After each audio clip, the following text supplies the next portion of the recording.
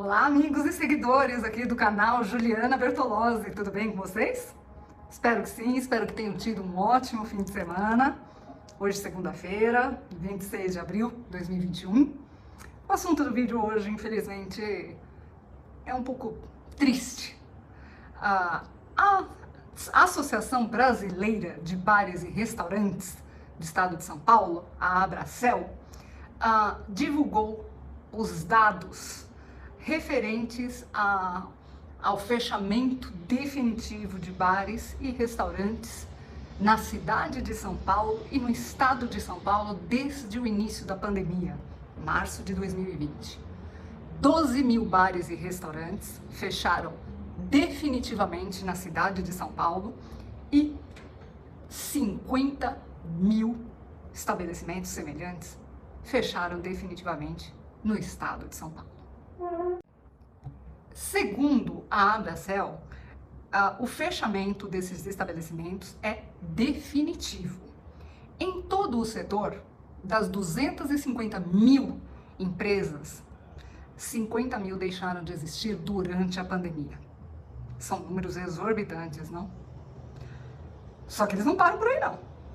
De acordo com o levantamento, havia 1,8 milhão de empregados no ramo no estado antes da pandemia. Porém, até o momento, 400 mil funcionários já foram demitidos. A principal causa apontada são as restrições de funcionamento impostas pelos governadores e prefeitos.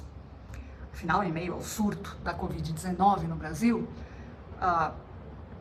temos visto representantes do comércio, indústria, bens e serviços falarem sobre as recentes medidas restritivas que estão sendo tomadas por estados e municípios, sobre a justificativa de conter o avanço da pandemia, e esses representantes afirmam que temem prejuízos ainda maiores, além de uma possível escalada da recessão econômica.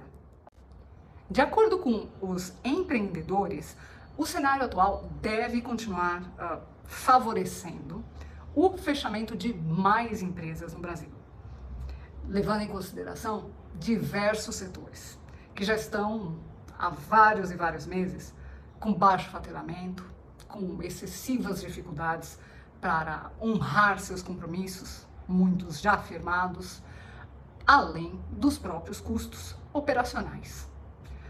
Milhares de estabelecimentos estão sendo obrigados a suspender suas atividades para frear o avanço da pandemia e estão tendo de fazer uma escolha, necessitando optar por um fechamento definitivo dos seus negócios ou as consequências de assumir dívidas cada vez mais crescentes e arcar depois com as despesas que vão continuar tendo ao longo da quarentena. Por outro lado, o delivery se consolidou na capital e manteve boa parte dos estabelecimentos funcionando, mesmo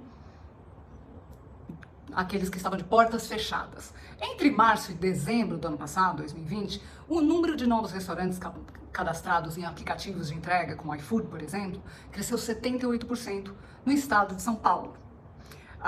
No sábado, dia 24, a capital entrou na fase transitória do Plano São Paulo, na verdade, na segunda semana, e bares e restaurantes puderam reabrir. Porém, devemos nos lembrar de que há regras, né? Afinal, os bares e restaurantes têm o horário de funcionamento, que é das 11 até as 19 horas, e o toque de recolher continua vigorando a partir das 20 horas. Então isso tudo ainda prejudica o setor, né? Porque muitas vezes as pessoas estão saindo do serviço às 17, 18 horas e até chegarem no estabelecimento, o estabelecimento já está fechando ou fechado. Então, assim, eu acredito de fato que os bares e os restaurantes continuarão marcando com muitos prejuízos. E não podemos nos esquecer de uma regra imposta pelo governo nessa chamada fase de transição, em relação ao funcionamento dos bares, que deve seguir as mesmas normas de restaurantes. O que isso significa? Que bares somente poderão atender o público que estiver sentado e quando houver serviços de alimento para acompanhar bebidas, ou seja, são as mesmas regras dos restaurantes. Além disso, nessa fase de transição, há uma limitação de capacidade de público para até 25% da capacidade total de cada estabelecimento. Na fase laranja, por exemplo, esse número era de 40%. Então, temos de lembrar que ainda existem essas regras e o setor, portanto, continua em crise, apesar de estarmos nessa fase de transição. De acordo com a Abracel, 20% dos estabelecimentos da capital não devem retomar as atividades nessa fase da transição, porque os custos de operação não compensam. A associação calcula que o faturamento não deve chegar a 25% do que se arrecadava antes da pandemia. Entre os estabelecimentos que conseguiram reabrir depois de 104 dias fechados entre março e julho de 2020, estima-se que de 10 a 15% deles irão colapsar de vez. Cerca de 85% dos negócios correm o risco de fechar se não houver auxílio para o pagamento de salários de funcionários e redução de jornada, de acordo com a Abracel. Locais famosos aqui na capital, por exemplo, tentaram pedir empréstimos a bancos, enfim, tentaram sobreviver de várias maneiras. Uma empresária, inclusive de um restaurante bastante renomado, que também fechou as portas, contou que antes da pandemia o estabelecimento já se encontrava com dificuldades, mas com uma equipe pequena, parcelando os impostos, a situação estava sob controle. Porém, durante a pandemia, a empresária tentou fazer empréstimos, mas já não conseguiu. Há 2 semanas do despejo, ela tentou um financiamento coletivo para conseguir pagar o aluguel. Muita gente colaborou, afinal, como eu disse, trata-se de um local renomado, conhecido aqui da capital, e o sucesso foi grande. Ela conseguiu até mesmo diminuir a dívida. Porém, não deu certo e ela precisou acabar fechando as portas de vez. Enquanto diversos estabelecimentos fecharam as portas, o delivery conquistou o seu espaço. A plataforma iFood, por exemplo, observou um crescimento de 122% de pequenos e médios restaurantes cadastrados. De acordo com alguns empresários, foi graças à plataforma que seus estabelecimentos continuassem funcionando. Um empresário que tem uma hamburgueria no centro da capital disse que já atendia por delivery, mas passou a ser 90% de seu faturamento, e foi o que lhe manteve vivo. Se não fosse isso, ele teria fechado em maio do ano passado. Para complementar o faturamento, ele investiu em produzir e revender os produtos usados em sua cozinha, como picles, mostarda fermentada, linguiça vegana. Quem se adiantou também no delivery também teve bons resultados. Uma semana antes do decreto que fechou bares e restaurantes na capital, ainda no ano passado, em 2020, um outro empresário fez a transição do atendimento de sua cervejaria para o delivery, que até então só atendia presencialmente na zona sul da capital. Segundo o empresário, a transição foi bem rápida e, desde essa época, eles não reabriram mais para o público. O faturamento deles passou de ser de 100% presencial para 100% delivery e retirada. E se mantém assim desde então. Apesar de muitos clientes pedirem para que eles reabram para o público, o empresário acredita que não vale a pena. Ele preferiu manter o estabelecimento fechado já que o seu balcão é comunitário, e a vigilância poderia alegar que está colocando a saúde dos clientes e funcionários em risco. O empresário também disse que o segredo para se manter aberto e com lucro foi cortar gastos. Eles conseguiram manter todos os funcionários e cortaram diversos custos. Porém, durante esse período, quase todos os funcionários arranjaram outros empregos, alguns presenciais ou não, e acabaram saindo.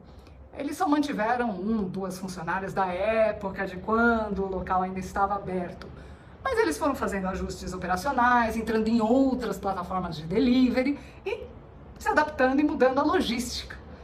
Nada muito drástico, segundo o empresário, mas foram coisas pequenas que ajudaram a chegar ao final do mês com as contas no positivo.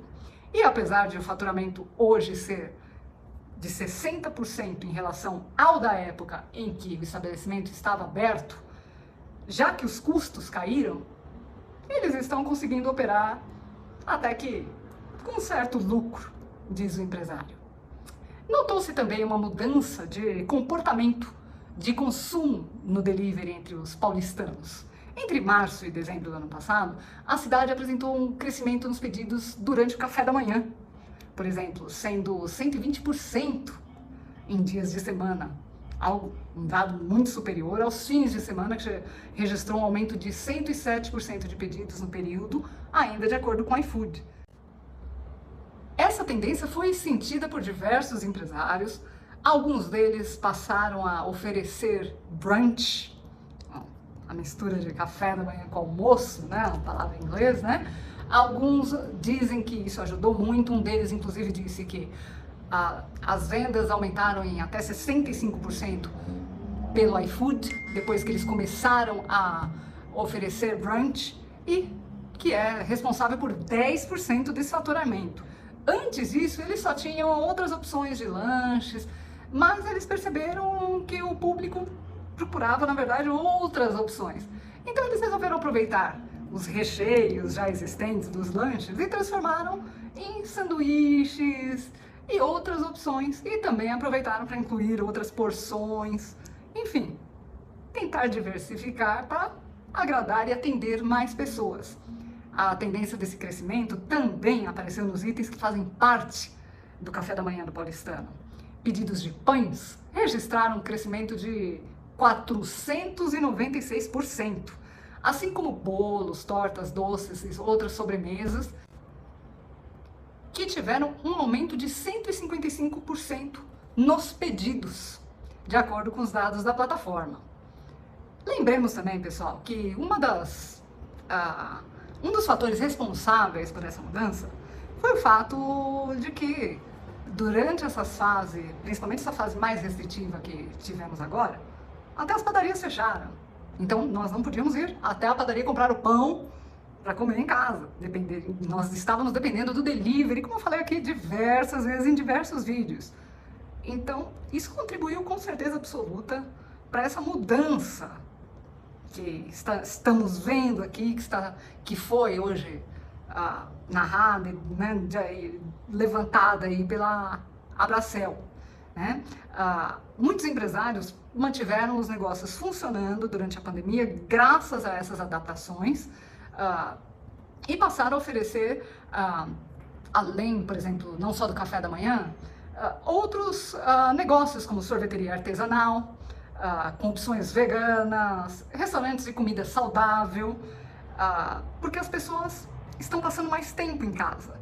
E, claro, começaram a evitar o fast food, que antes era o que dominava essas plataformas, né? Com pizza, hambúrguer, né?